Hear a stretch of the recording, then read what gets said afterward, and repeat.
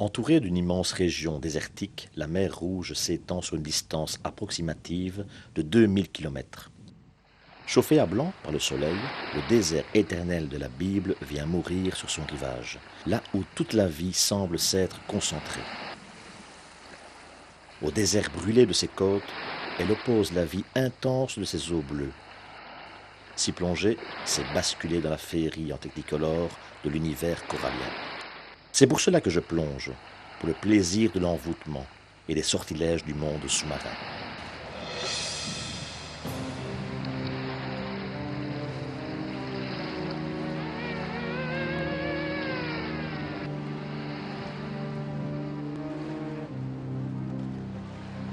Juché sur un perchoir, deux balbuzards pêcheurs observent avec attention les reflets argentés sur la surface de la mer.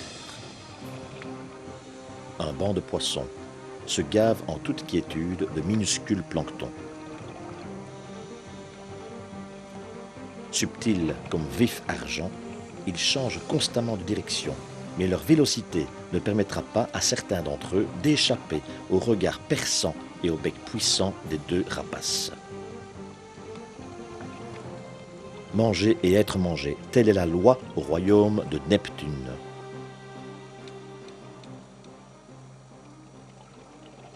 Comment une terre aussi aride peut-elle donner une vie aussi abondante dès la surface franchie? À l'origine de cette profusion animale, les coraux. Ils forment des barrières rocheuses, immobiles, mais ce ne sont pas des minéraux. Ils possèdent des ramifications ressemblant à des branches, mais ce ne sont pas des végétaux. Les coraux sont en réalité des animaux.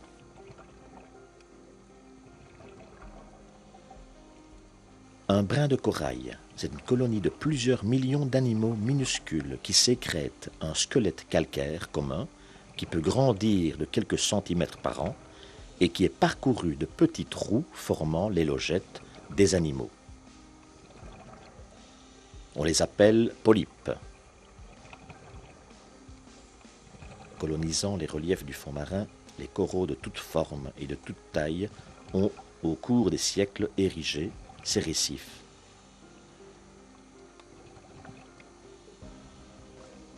Mini-forêts de coraux mous, de dentelles de gorgone, de corolles d'anémones ou de festons d'éponges, et tout autour papillonnent, en essaim ou en nuages, des centaines, des milliers de petits poissons.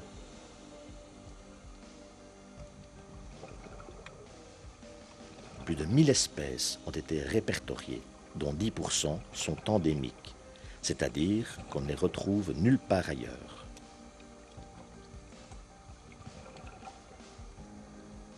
Le poisson flûte ou poisson trompette chasse de petits poissons ou crustacés qu'il aspire violemment par la bouche, dont les mâchoires, fusionnées en un tube, font office de pipette aspirante.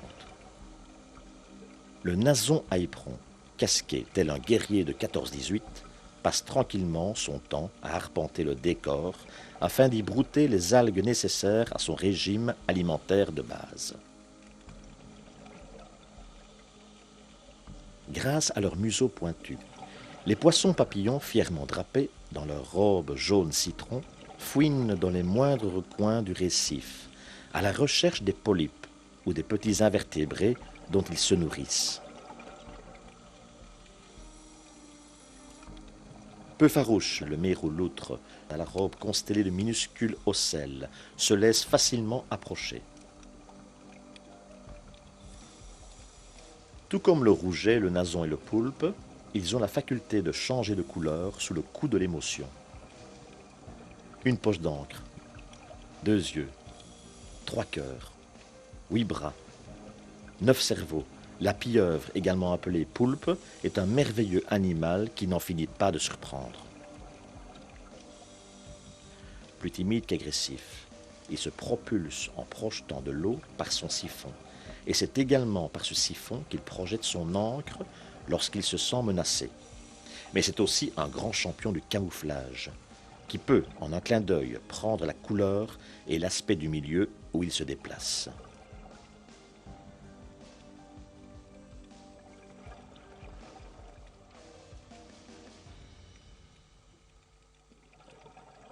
Tapis sur un fond de sable, un poisson crocodile aux gros yeux globuleux tente de se dissimuler dans l'attente d'une proie.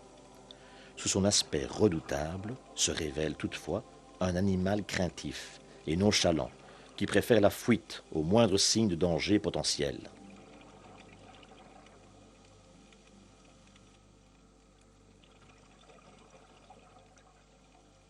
Au pied d'un petit récif, la tête et l'énorme cou d'une murène émergent d'une anfractuosité.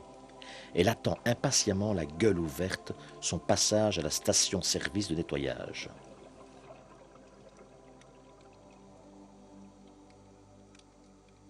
Sans l'ombre d'une crainte, face à la double rangée de dents acérées, un labre nettoyeur s'empresse de terminer la cliente précédente. La murène se laisse faire. Elle connaît les bienfaits que lui procurent les services de son hôte.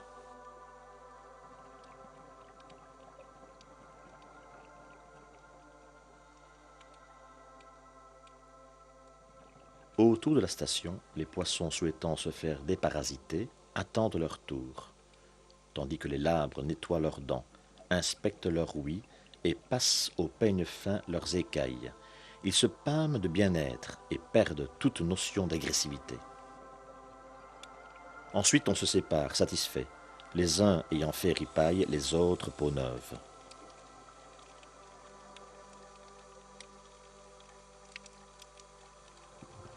C'est dans les 10 premiers mètres que le poisson est le plus abondant, se faufilant entre les massifs coralliens irisés de lumière.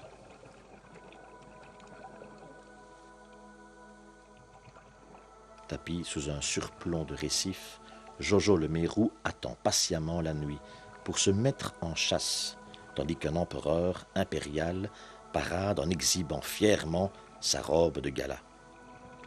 Il compte parmi les poissons tropicaux les plus gracieux du récif, tout comme les poissons cochers mesurant une vingtaine de centimètres et qui doivent leur nom à la forme de leur nageoire dorsale, filiforme, qui se prolonge comme la lanière d'un fouet.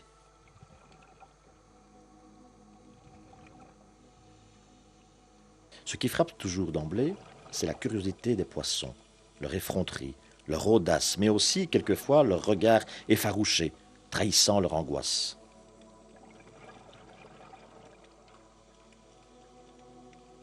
Calé sur un rocher, un poisson globe apeuré surveille notre approche de son regard chargé d'inquiétude. Ce sympathique poisson est capable de se gonfler tel un ballon en aspirant de l'eau dans son abdomen lorsqu'il se sent en danger. Son proche parent, le poisson coffre, doit son nom à la dureté de sa carapace, pouvant prendre des formes rectangulaires, triangulaires ou cubiques. Tous deux sont des nageurs lents qui avancent en godille grâce à leurs nageoires dorsales et anales. L'arrêt pastenague à point bleu se camoufle autant se faire que peut en se tapissant sur les fonds sableux. Son aiguillon venimeux peut infliger de douloureuses piqûres.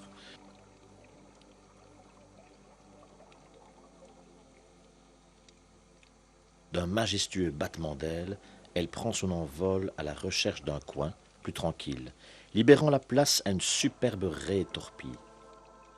Elle possède un muscle puissant, capable pour sa défense de transmettre une décharge électrique.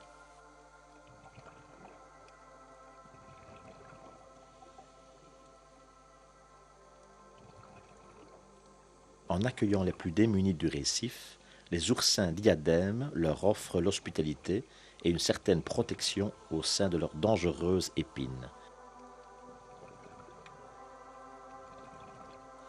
J'aperçois 2 superbes comatules ondulant leurs plumets au gré du courant, imités par une petite fleur aux délicats pétales rouges. Accrochés à tous les niveaux, un foisonnement prodigieux de coraux de toutes formes, enchevêtrés en blocs massifs. Mes compagnons de plongée ont atteint le tombant, partie abrupte du récif, qui plonge dans le bleu cobalt des profondeurs. quelques étages plus bas, dans la zone de 40 à 60 mètres, ne subsiste plus que de larges vasques ou de longs entablements de gorgones finement ciselés.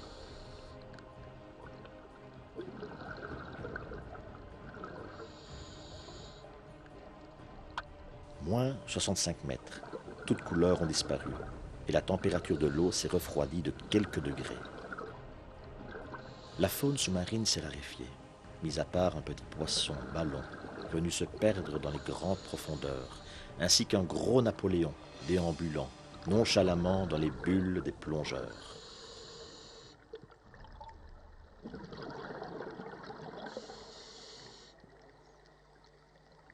Le vrai seigneur du récif, le voici. Il se déplace lentement, presque majestueusement. D'un bleu velouté, c'est le plus imposant de la famille des labres. Une énorme bosse rehausse son front et lui donne un air de monstre préhistorique. Totalement pacifique et très timide, malgré sa taille pouvant atteindre 2 mètres et son poids avoisiner les 200 kilos, il roule constamment ses gros yeux globuleux, toujours aux aguets.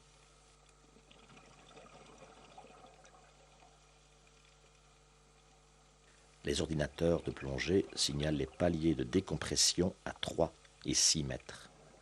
Sans plus attendre, nous entamons notre remontée à une trentaine de mètres de profondeur. Christian glisse un regard au pied du massif et nous désigne une forme inquiétante. Un requin de récif rôde dans les parages, suivi par un requin marteau avec sa tête en enclume. Surgissant du bleu profond, plusieurs requins pointes blanches escortés par un banc de barracudas sont arrivés en renfort. Seul le barracuda, tout comme le requin, n'est pas aussi dangereux qu'on le dit malgré sa redoutable mâchoire. Mais en bande, l'agression sur un plongeur isolé n'est pas rare. L'apparition inattendue d'un redoutable Longimanus venu se joindre à la troupe sème un vent de terreur au sein de la palanquée. C'est un chien de mer, un prédateur omnivore, classifié en 4e position de dangerosité sur les 480 requins répertoriés. Venu du grand large jugé de la qualité de proie éventuelle, il cercle autour de nous. En 2010, à une poignée de kilomètres de ce récif, l'agression de l'un de ses congénères sur 2 victimes soviétiques s'est soldée tragiquement par la mort de l'une d'entre elles. Résistant probablement à l'envie de fuir, Laurent enclenche sa caméra. En cas d'attaque, ce précaire refuge ne sera assurément d'aucune utilité à ces 3 grands téméraires. Un jeune ado plus curieux que dangereux vient nous flairer de plus près et s'éloigne rejoindre sa troupe.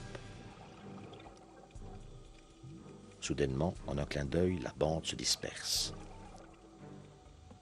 À notre grand soulagement, le Longimanus les suit et se perd dans les eaux bleues. Tout danger est à présent écarté. Leur repli est-il en rapport avec l'apparition providentielle de cette somptueuse raie manta, accompagnée de 3 rémoras scotchés sous ses ailes?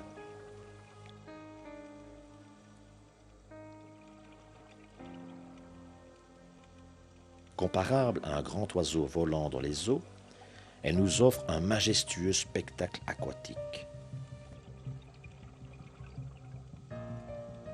Elle se nourrit exclusivement de krill et de minuscules planctons et peut atteindre une envergure de 10 mètres. Nous retrouvons le récif pour y effectuer notre décompression. Folles sarabantes qui animent le récif, les anthias oranges se délectent de l'abondant zooplancton venu des profondeurs.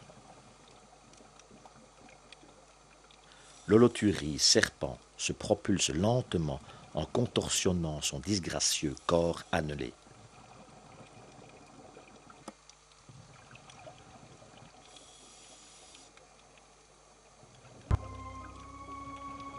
Dans le même répertoire, en nettement plus dangereux, l'abominable poisson-pierre au poisson-scorpion.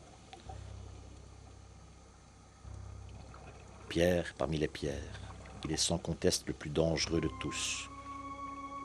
Tout en lui trahit la méchanceté, ses petits yeux, sa grande bouche fendue, et même son corps envahi par les algues. Grand maître dans l'art du camouflage, la piqûre de ses épines venimeuses, semblables à celles des scorpions, est synonyme de terrible agonie, comme dans une moindre mesure celle de sa cousine, la rascasse, dont il existe plusieurs espèces.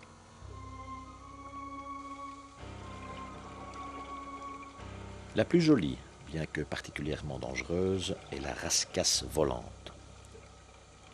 Elle a la particularité de vivre en petits groupes, souvent dans l'ombre ou à l'entrée des grottes.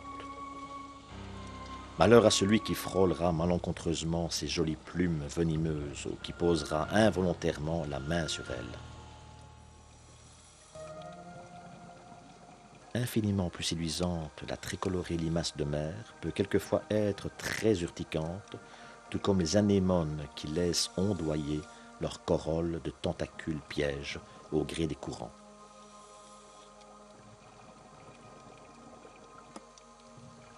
L'association symbiotique la plus remarquée est sans conteste l'étroite relation qui existe entre l'attendrissant poisson-clown et de son anémone qui lui offre un abri de choix.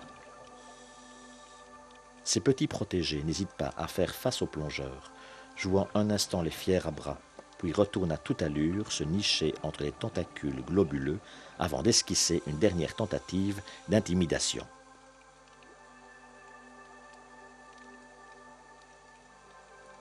Immunisés contre le poison des tentacules, ils s'y réfugient au moindre signe de danger. Les femelles y déposent leurs œufs, les protégeant ainsi de nombreux prédateurs. Facilement repérables, ils apparaissent comme de grosses taches rouges sur les rochers à côté de l'anémone. Elle trouve également son intérêt puisque le poisson clown éloigne certains prédateurs, comme le poisson papillon, capable de grignoter ses tentacules comme il grignote la méduse.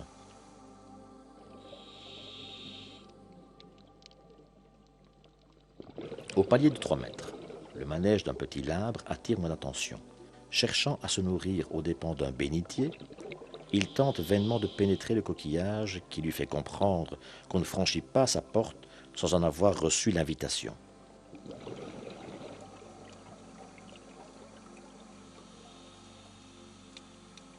Rien n'est plus féerique, je crois, que le spectacle éblouissant des jardins coralliens. Tout y est couleur, chatoiement, ombre et lumière. Dans 2 ou 3 mètres d'eau, à portée de main, me voici à nouveau captivé par les sortilèges du monde sous-marin.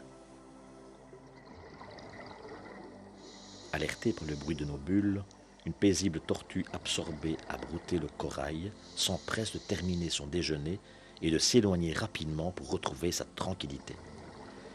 Ces créatures douces et attirantes, souvent observées par les plongeurs, se laissent facilement approcher, ce dont profitent sans discernement les autochtones pour les chasser pour leur chair, très appréciée des restaurateurs. La fin de plongée est proche. Notre décompression est maintenant terminée. Qui a parlé de monde du silence? Les jardins coralliens, avec leur riche faune, bruissent de toutes parts et de toutes sortes de sons. Cette fois encore, ils m'ont accueilli sans aucune hostilité dans un univers sous-marin qui n'est pas le mien. Si le jardin d'Éden a réellement existé, il devait ressembler à ça. Quelques intégristes ont beau faire exploser leurs bombes de temps à autre au Caire, le progrès est en marche et le tourisme subaquatique est désormais une industrie indispensable à l'économie de l'Égypte des pharaons. Seule la mer Rouge demeure fidèle à son image, indomptable, somptueuse sous le soleil couchant, incroyablement riche sous la surface. Le rêve de la mer Rouge, cette mer promise, reste bien réel.